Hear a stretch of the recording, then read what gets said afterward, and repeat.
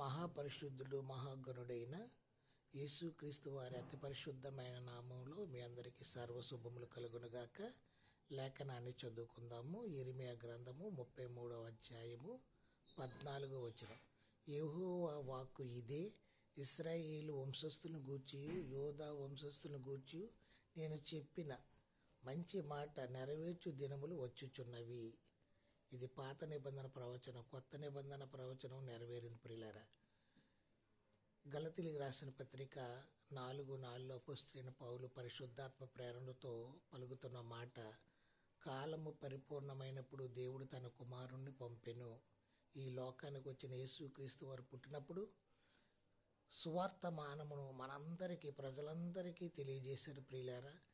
ఆయన రాకడ గురించి ఆలోచిస్తే మనందరికీ పాపక్షమాపణ, రక్షణ, పునరుద్ధానం, నిత్య జీవం ఇచ్చే మంచి